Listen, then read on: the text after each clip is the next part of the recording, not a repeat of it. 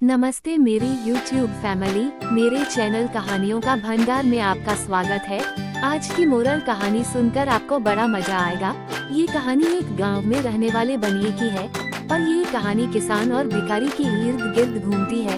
एक बार की बात है, एक गांव में एक बनिया रहता था और उसी गांव में एक किसान जिसको अपनी फसल उगाने के लिए पैसों की जरूरत थी। बनिया चाहता था कि वो किसी की मदद करे। तभी यह बात बनिए को पता चल जाती है और यह बात जानने पर बनिए ने खुद सामने से चलकर किसान को 1000 रुपए दे दिए और कहा कि तुम इनसे जो भी फसल उगाओगे उसमें से कुछ हिस्सा मुझे दे देना। इसी गांव में एक भिखारी भी रहता था और किसी भी तरह अमीर बनने के सपने देखा करता था। भिखारी ने कई लोगों से पूछा और अलग अलग तरीकों से जानने की कोशिश की कि आखिर अमीर बना कैसे जाता है, लेकिन कोई भी उसे संतोषजनक जवाब नहीं दे पाया। भिखारी हमेशा देखता था कि बनिया बड़े ठाट बात से जीता है। उसके पास वह सब कुछ है जो इंसान को चाहिए होता है, यानी कि उसकी नज़र में बनिया अमीर था। एक बार भिखारी के मन में विचार आया, क्यों ना मैं बनिए के जैसा ही सब कुछ करूं, मतलब कि बनिए के जैसा रहन सहन, उठना बैठना, पूरी बनिए की नकल, तो मैं भी बनिए जैसा अमीर हो जाऊंगा। उस दिन के बाद भिखारी ने बनिए पर नजर रखना शुरू कर दिया और वह देखता कि बनिया कैसे अपनी दिनचर्या जीता है और क्या क्या करता है। एक दिन बनिया एक मंदिर में जाता है। उसके पीछे पीछे नजर रखते हुए भिखारी भी मंदिर में चला जाता है।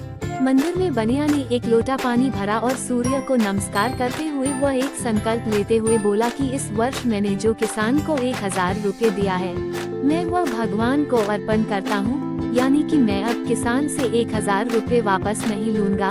भिखारी यह सब देख रहा था। उसे लगा कि यही गुप्त तरीका है जिससे बनिया इतना धनवान बन गया होगा।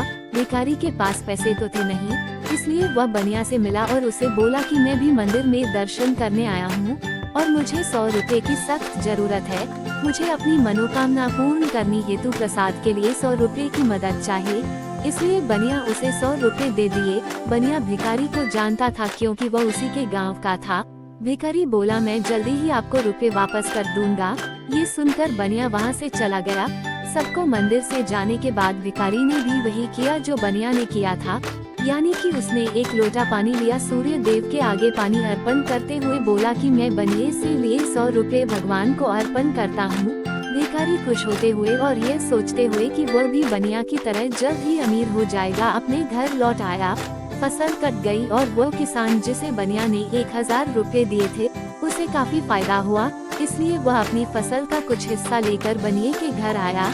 किसान बनिया से बोला, आपका 1000 रुपए का हिस्सा इसमें से रख लीजिए, अगर आप चाहो तो कुछ ज्यादा भी रख सकते हो, क्योंकि मेरी इस बार की फसल अच्छी हुई है। बनिया किसान से बोला, मैं यह नहीं ले सकता क्योंकि मैंने जो तुम्हें 1000 रुपए दिए थे, मैं भगवान के आगे संकल्प करके उनके नाम करके आया हूँ, इसलिए अब उन पर मेरा कोई हक नहीं है। किसान बोला, लेकिन मैंने तो आपसे रुपए लिए हैं, इसलिए मैं तो आपको जरूर वो वापस करूँगा।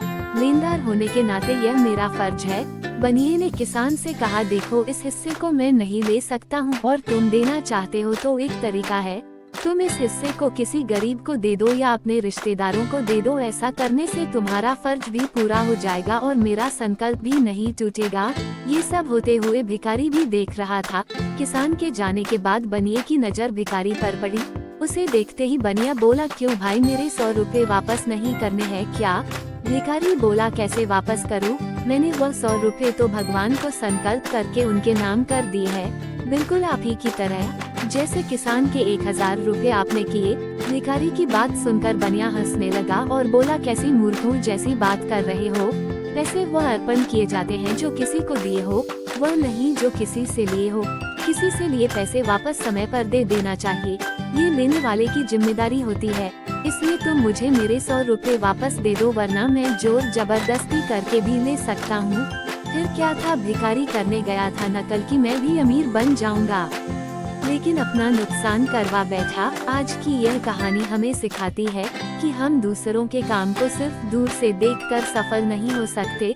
बिना पूरी जानकारी लिए अगर हम उनकी नकल करने की कोशिश करते हैं तो गलतियां होती है और नुकसान भी। इसलिए कोई भी काम या रास्ता बिना जांचे परखे अपनाना नहीं चाहिए। धन्यवाद। मेरी कहानी आपको कैसी लगी मुझे कमेंट बॉक्स में जरूर बताना। इसी प्रकार आगे की रोचक कहानियों के लिए मेरे चैनल को सब्सक्राइब करें।